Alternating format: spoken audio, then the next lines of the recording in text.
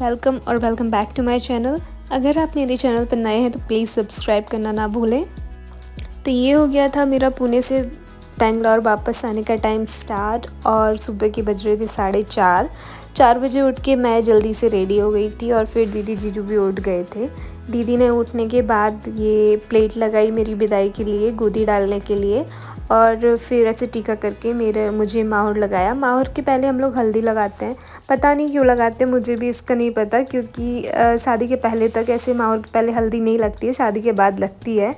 और एक्चुअली माहौर में भी बहुत सारी चीज़ें हैं जो शादी के पहले नहीं होती हैं, शादी के बाद होती हैं। जैसे कि मैं आपको अभी बताऊंगी, जो ये 2 साइड से डंडियाँ मेरी दीदी खींचेंगी वो शादी के पहले नहीं खींची जाती, शादी के बाद खींची जाती हैं। ये वाली 2 डंडी जो अभी बनी है, और मुझे नहीं पता इसका क्या लॉजिक है। I will research over this कि आखिर क्यों ऐसा होता है। माहौर के पहले मतलब जो कुंवारी लड़कियां होती हैं ना ही उन्हें हल्दी लगती है, ना ही ऐसी डंडियाँ खींची जाती हैं। और फिर यहाँ लग गया था मेरा माहौर और फिर मेरी गोद भराई होने हो गई थी स्टार्ट। गोद भराई नॉट प्रॉपर गोद भराई, ऐसी गोदी डाली जाती है चावलों की जब कोई मैरिड लेडी जाती हैं घर से। तो ऐसे मेरी गोदी हो गई थी, दीदी ने डाल दी थी। ऐसे 5 बार पहले दीदी मुझे मेरी गोदी में डालेंगी चावल, और फिर मैं थोड़े थोड़े चावल 5 बार करके ऐसे प्लेट में वापस डालूंगी, पूरे घर में फैलाऊंगी। इससे ऐसा बोलते हैं कि घर में धन धान्य बढ़ता है, खाने पीने की कभी कमी नहीं होती। इस तरीके से सब बोला जाता है, सिम्बोलाइज़ किया जाता है। सुबह से मैंने कर ली थी कैब बुक और मैं निकल गई थी एयरपोर्ट के लिए। ये हो रहा था सुबह 5 बजे का टाइम, और दीदी के यहाँ से एयरपोर्ट ज़्यादा दूर नहीं था। मैं 30 मिनट्स में एयरपोर्ट पहुँच गई थी 5:30 तक, और 6:30 पे थी मेरी फ़्लाइट, तो मुझे बोर्डिंग के लिए भी सफिशिएंट टाइम मिल गया था। तो यस, ये मैं पहुँच गई हूँ एयरपोर्ट।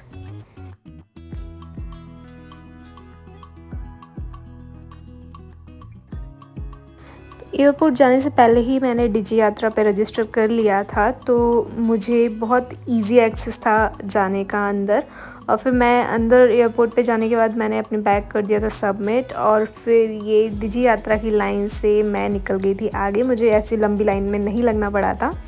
और फिर अपना बैग चेक इन कराने के बाद यहाँ पे भी सिक्योरिटी से निकल के फिर मैं पहुँच गई थी गेट नंबर 9 पे, जहाँ से मेरी बोर्डिंग होने वाली थी। तो फिर वहाँ पे बैठ के मैंने थोड़े टाइम वेट किया।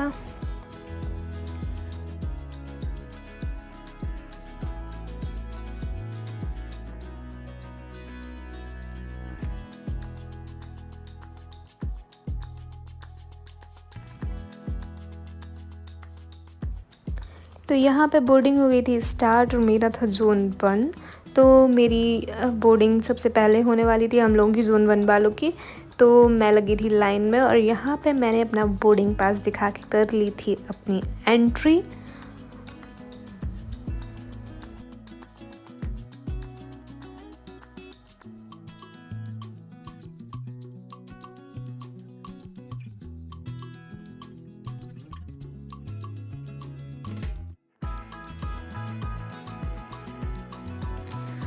और ये यहाँ से बोर्डिंग पास दिखाने के बाद अंदर जाने के बाद टनल के थ्रू थी हमारी डायरेक्ट फ़्लाइट में एंट्री। कोई भी बस हमें लेके जाने वाली नहीं थी, जो कि एक अच्छी बात थी। और फिर मैंने कर लिया था अंदर, फ़्लाइट के अंदर एंटर।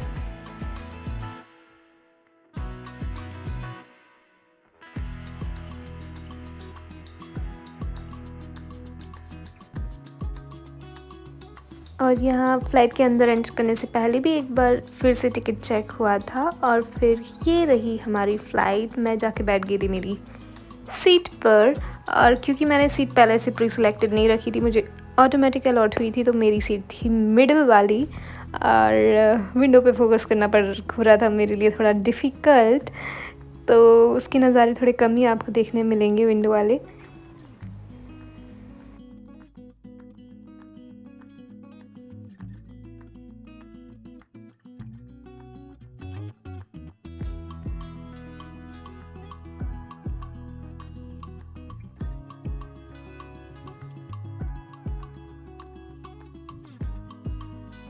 तो पुणे से कर लिया था प्लेन ने टेक ऑफ, और आफ्टर 2.5 आवर हम हो गए थे बेंगलोर में लैंड। तो चलिए आपसे अब पुणे के बाद बेंगलोर में मिलते हैं।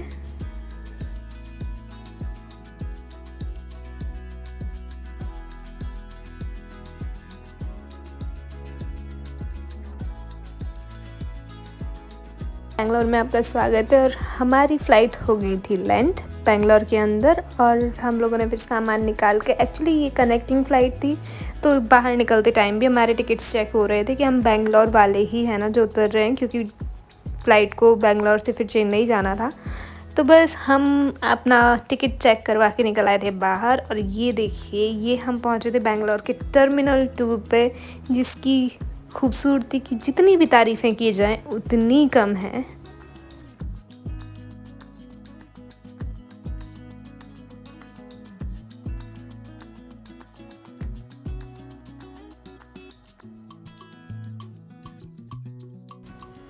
तो मैं आ गई थी फ़्लाइट से निकल के एग्ज़िट गेट से बाहर की तरफ, और मैं यहाँ से भी आपको टर्मिनल 2 की खूबसूरती की छोटे छोटे से ग्लिम्पसेस ज़रूर दूँगी।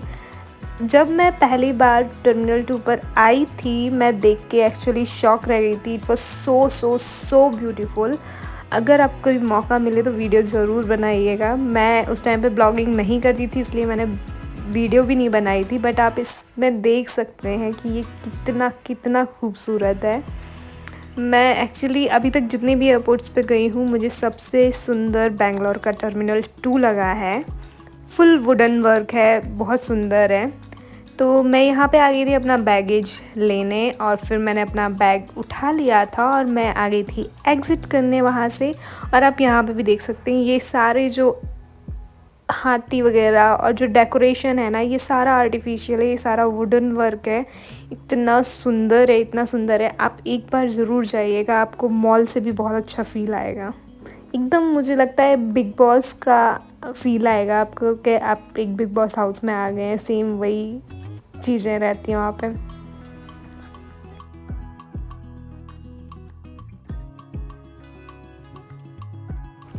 तो मैं एयरपोर्ट से निकल के आ गई थी BMTC वज्रवायु बस स्टॉप की साइड, क्योंकि मैंने कैब करना ज़रूरी नहीं समझा। क्योंकि अगर आप एयरपोर्ट से इलेक्ट्रॉनिक सिटी के लिए कैब बुक करते हो तो आपको मिनिमम 1200 रुपीज़ तो लगेंगे ही लगेंगे।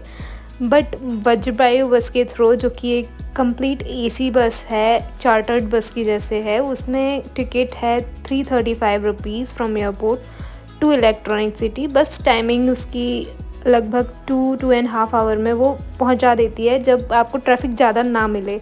अगर ट्रैफिक होता है तो फिर वो आपके 4 घंटे भी ले सकती है, 3.5 घंटे और 3 घंटे भी ले सकती है।